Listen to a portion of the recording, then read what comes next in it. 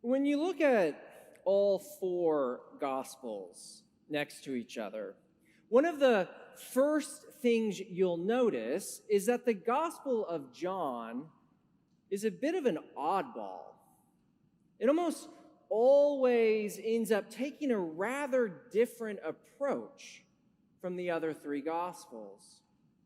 You'll notice this right away because right at the very beginning, John is already out in left field. For example, if you start with the Gospel of Mark, it begins immediately with the action. Jesus is already an adult and beginning his public ministry. Meanwhile, both Matthew and Luke begin at the very sensible starting place of Jesus' birth. It's in these two Gospels, Matthew and Luke, that we hear the most about Mary and Joseph, the birth in the manger, and the shepherds and their barnyard animals. Usually when we think of Christmas, that's where our minds go. But then here we are with John's Gospel, whose opening chapter we've just read, and it begins in a very different place. Because John has decided to begin his Gospel at, well, the very beginning, when the universe itself is created. And John is taking this very distinct perspective for a reason. He's being very purposeful in the way that he introduces us to Jesus. He is setting the stage and telling us right out of the gate who exactly this Jesus of Nazareth really is. For it turns out that this Jesus is none other than the very Word who was there at the beginning of it all, who was with God and who was God. St. John is telling us that this wandering rabbi, this poor man from a small town in the Middle East under Roman occupation, was there as the Father spoke each and everything in the universe into existence.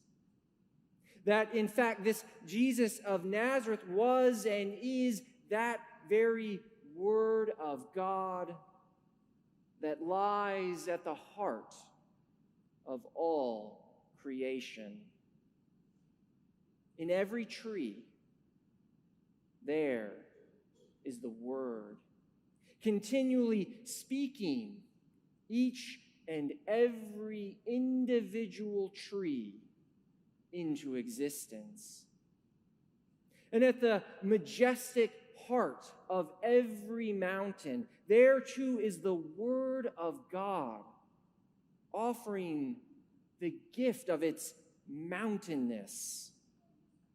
Every planet, every star, all of it exists, John tells us, because the Word that proceeds from the Father makes it so. All things came into being through him, and without him not one thing came into being. Even you, within your own heart, within your very soul, Jesus Christ, the Word, is present, ordering each and every one of your atoms into the beautiful and unique person that you are. That's who the Word of God is. That's who Jesus is. And so John opens his gospel in this way because he wants us to see what an incredible thing God has done. For the Word, this ordering principle of the entire universe, has now entered into creation as a creature, as one of us, a human being. And this is why the opening of John's Gospel, despite having nothing to do with mangers and barnyard animals, is actually the most ancient and traditional of the Christmas readings.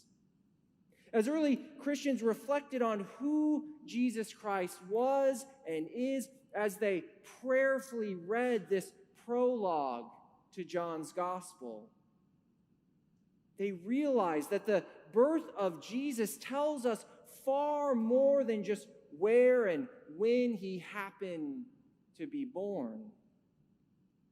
They realized that Jesus' birth in that little town of Bethlehem has actually revealed to us something about the very nature of God and about the way in which God is working out our salvation. What John wants us to know right off the bat here is that our God is not merely some distant and cold deity looking down at us with a mild disinterest. No, rather it turns out that our very source of existence, the very source of life itself, loves us. Loves and cares for us enough to choose to come among us, to be just as vulnerable and needy as any infant, as any of us, to become utterly and entirely dependent on Mary and Joseph for sustenance and warmth, for protection, for love and comfort. He loves us so much that he offers himself fully to us, offers himself to suffer and die just like us. From birth to death, Jesus shows us just what kind of God he is and what lengths he will go to save us. And with a God like that on our side, sin and death in the end prove to be no match for this little infant swaddled and lying in a manger. For on this day, God has done something amazing and new. On this day, the very Word who spoke you into existence has come to you, reaching out to take you by the hand, flesh of your flesh, and raise you up into everything that you are meant to be.